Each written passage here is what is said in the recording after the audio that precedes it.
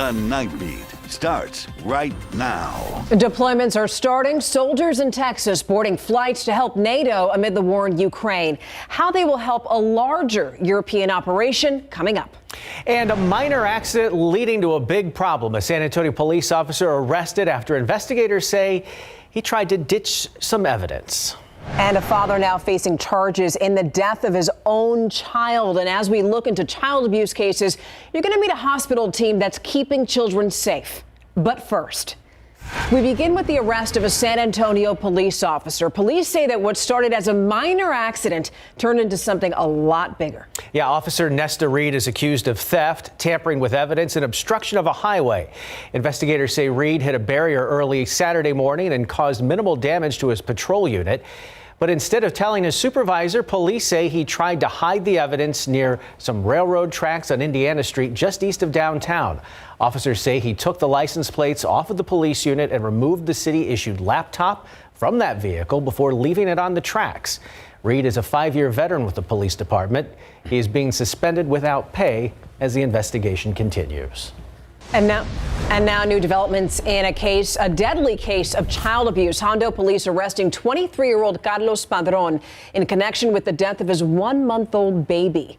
Officers first responded to a call for child abuse for a child that wasn't breathing. That was back on February 16th. That child was airlifted to the hospital where the infant died. Now, Padron faces a first-degree felony charge in the case, but police say this isn't the first time that he has faced a family violence charge. In fact, this is the latest arrest in a string of child abuse cases that turned deadly here in San Antonio. And tonight we're also getting new insight in a state report for child deaths. Yeah, the number of those deaths dropped in 2021, but nearly 200 children still died here in Texas. In many cases, hospitals uncover the abuse. At Methodist Children's Hospital, training helps prepare their team for what to look for. The Night Team's Patty Santos reports. Parenting can be very frustrating, I know that, but you can leave the child with somebody that they can be safe with, and then you can take a break, take a time out. Nurse Andrea Cabrera has seen firsthand what happens to children when those caring for them go too far. Cabrera is part of the Child Abuse Resource and Education, or CARE team at Methodist Children's Hospital. They see the sad reality of child abuse. When you do something like we do with our team, where you're faced with it daily, you really have to come to terms with what you're doing and why you're doing it. And it's why they focus on training nurses and doctors on what to look for. They also answer calls to do a head-to-toe assessment on a child before calling Child Protective Services and law enforcement if child abuse or neglect is suspected. We've got to see a lot of perpetrators go to jail, which is makes it worthwhile that you know that you've been able to take that child away from the harm. According to state numbers just released, the number of child abuse or neglect cases dropped in 2021 to 199 when compared to the previous 2 years. But in Bexar County, the number was unchanged. 13 children died in 2020 and 2021. Data shows boys are more likely to be victims and those under 3 are most vulnerable. Cabrera says it's the community's job to speak up for kids. If you see something that's not right, doesn't feel right, doesn't seem right, it's okay to report. Don't feel it? Yeah, I mean, but... And in February, there were 3 cases, fatal cases involving child abuse that resulted in arrest here in Bexar County, 1 in Medina County. If you suspect of child abuse and the child could be in danger, call your local law enforcement. Reporting from the Medical Center, Patty Santos, KSAT 12 News. Thank you, Patty. New tonight, police are looking for the person who shot at a couple of teens, hitting one of them. It happened on the city's south side on Pleasanton Road near Formosa. Officers say the victims were walking when someone in a dark truck drove by and fired a single bullet, hitting a 16-year-old boy in the groin. They were able to get help at a nearby grocery store, but the suspect took off. And now U.S. troops are going to Europe to help NATO. We're told that 7,000 U.S. military personnel are going, and that includes 160 soldiers from Fort Hood. Some of them are going to move heavy machinery and cargo. Commanding officers say that the soldiers and their families are prepared. In just a few hours, a ceasefire is supposed to begin for Ukraine. Russia's promising to open paths in certain Ukrainian cities to allow people to leave. But the thing is, not everyone is convinced. Ukrainian officials say that Russia broke similar promises over the weekend. The United Nations says that more than 400 people have been killed in Ukraine, including at least 27 children. Another 800 people have been hurt, and the UN is saying that those are some conservative estimates. Ukraine's president is continuing to beg President Joe Biden to create a no-fly zone over Ukraine. And people here at home continuing to see the impact from that war, mainly at the gas pump. Some now considering making a change when it comes to deciding what to drive.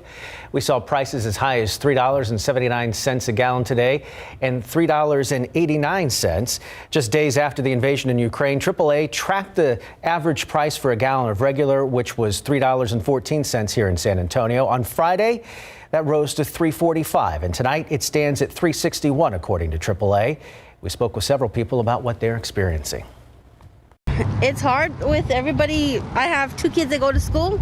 Then I have medical issues that I got to go back and forth to different places. I mean, yeah, it is a fuel efficient car. Honestly, I'm in a process of trying to switch over to get a Tesla, so I will be going electric. So that will probably cut out fuel altogether. Now, if you are wondering what the highest average price for a gallon of regular is, AAA says San Antonio reached a high of $3.95 back in 2008. That's about 34 cents away from where we are right now. Backlash against Russia is involving local liquor stores now. Governor Greg Abbott called on owners to voluntarily take Russian products off of their shelves. But the move may be missing the intended target.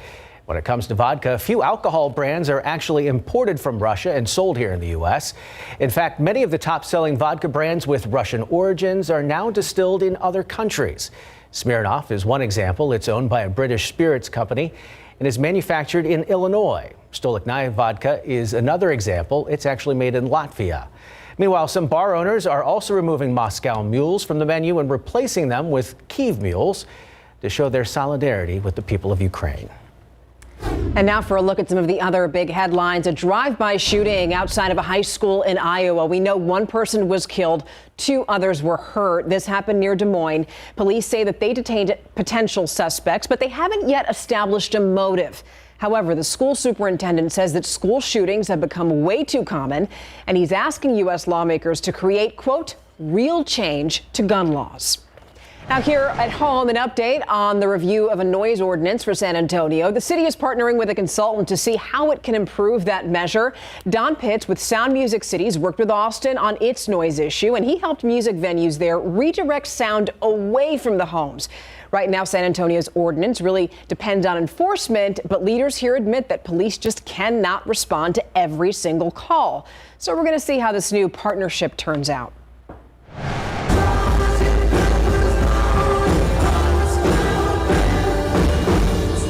Does that sound familiar at all? Yes, iconic. That's all you can say as the Youth Orchestra of San Antonio Philharmonic performed a Beatles album tonight at the Tobin Center.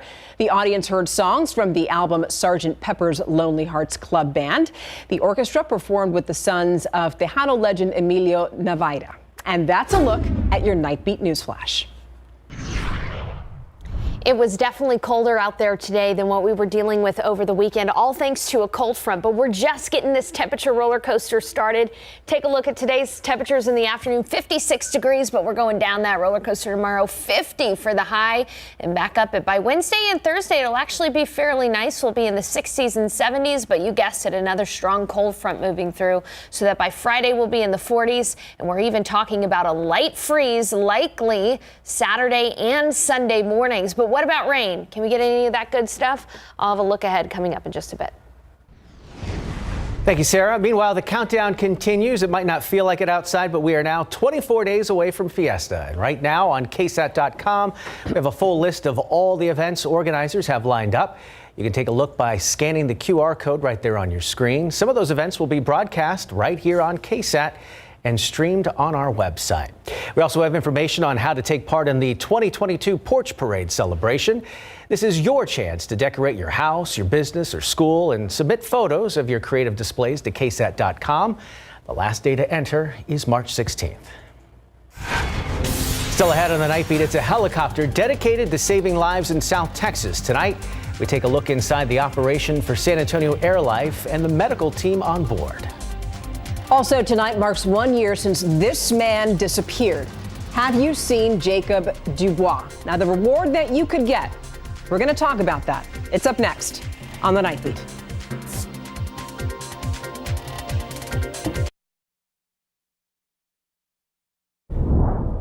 Tonight, Crime Stoppers hoping you can help find a man who disappeared 1 year ago today. Police in Shirt say Jacob Dubois told his girlfriend he was going to meet up with a friend, but never returned. That friend is named Ethan Beckman, and police found his car abandoned near a highway, and it appeared someone tried to clean the interior where blood and a bullet were found.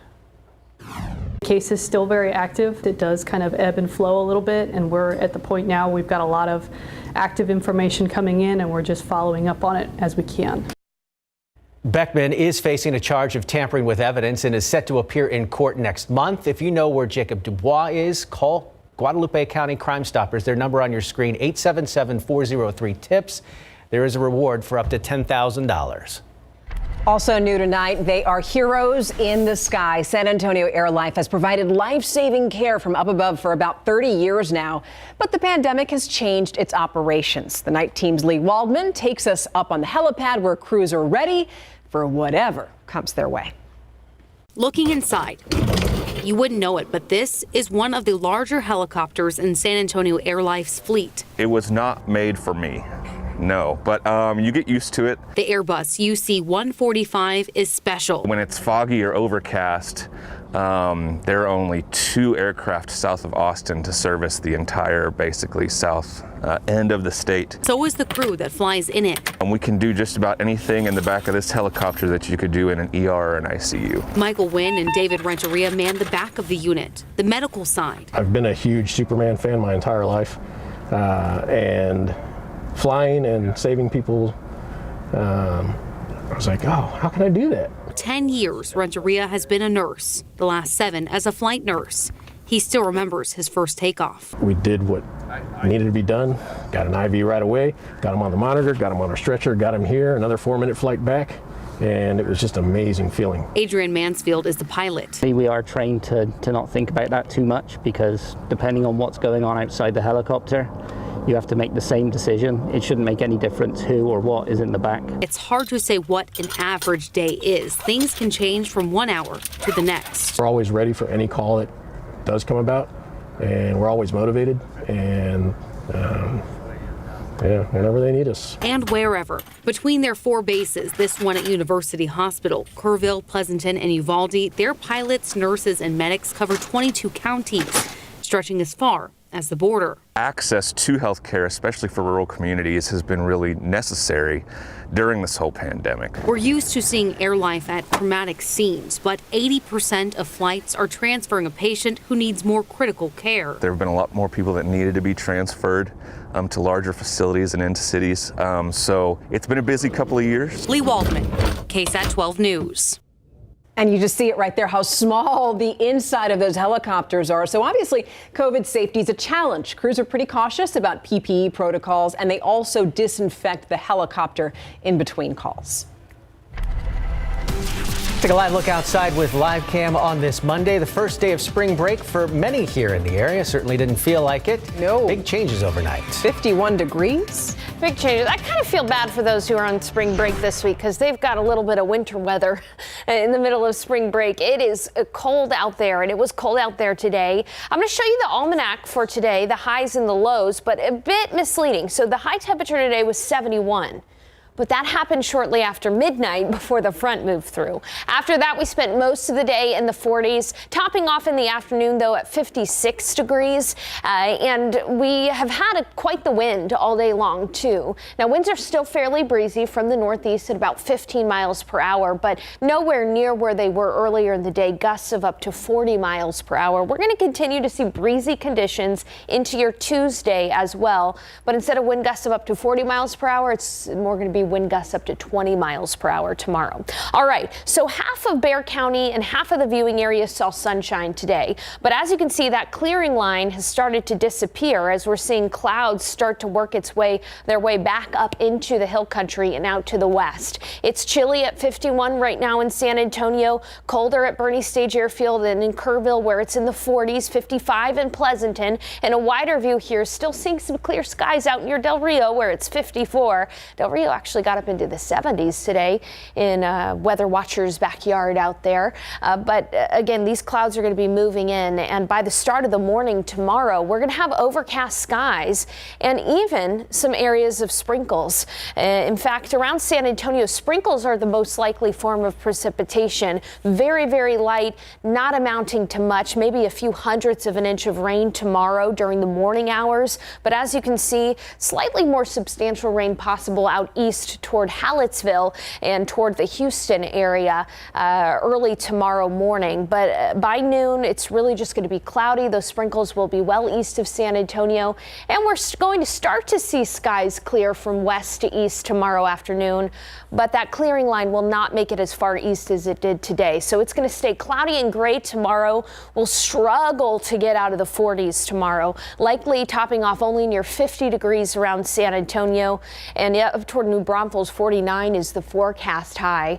Meanwhile, the further west you go, the slightly warmer it'll be. In Del Rio, 64 degrees for the high temperature because there will be a bit of sunshine out in the afternoon, and toward Uvalde closer to 60. So just to reiterate, tomorrow, Tuesday morning, sprinkles in the morning. You may have to turn those windshield wipers on once or twice for your morning commute, but again, not amounting to much, and that's unfortunate because we need rain. A high temperature only near 50 degrees and a few wind gusts of up to 20 miles per hour from the northeast. If you're wanting sunshine, there is good news. Some sunshine will be in the mix this week. Wednesday, 64 and sunny, and even warmer and more comfortable on Thursday, 75. But here comes that cold front, which will send us back down that temperature roller coaster. Friday morning, that front moves through. Temperatures plummet. We'll be in the 40s on Friday with wind gusts of up to 40 miles per hour. Now, we do not anticipate much rain at all with that front. Only a 30% chance for isolated showers. And again, that's unfortunate because we need the rain. Another thing to keep in mind is that once that front moves through, morning temperatures in San Antonio over the weekend will be below freezing. A light freeze is expected Saturday and Sunday mornings. That provides a risk for temperature sensitive plants. Maybe you've done some spring gardening already. You might need to start thinking about covering or taking in those plants Saturday and Sunday mornings. If that comes true, that'll be the latest freeze since 2006, because on average, our last freeze is February 24th. So take a look at that 7-day forecast all over the map. Cool tomorrow, and then more comfortable Wednesday and Thursday before that front knocks us back down into winter.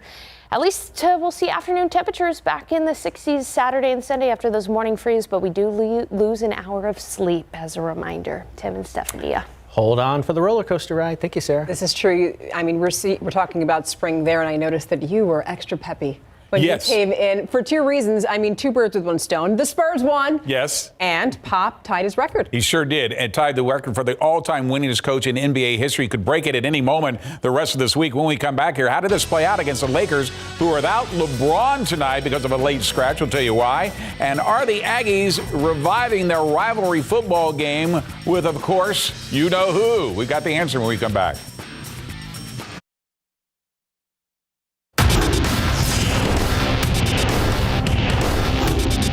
First day of winter ball. It was miserable, to be honest with you. The kids are fantastic. I don't know if the coaches did wear the hoot. The UTSA Roadrunners open up spring workouts with winter-like weather in big board sports, but first it's game day.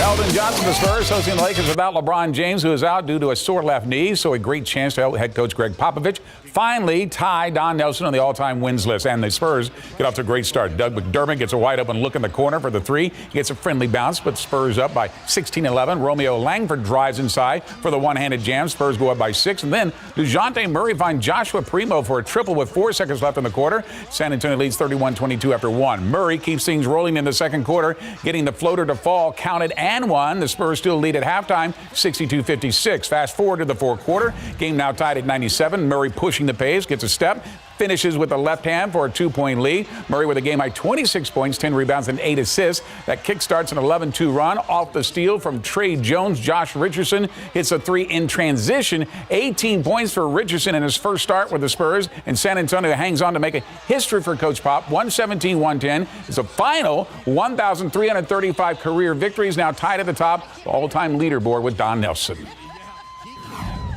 It's great to be, this is a tiny part of Coach Pop's record-setting win, and hopefully, we can go get the record in the next game, and keep it going, keep pushing it.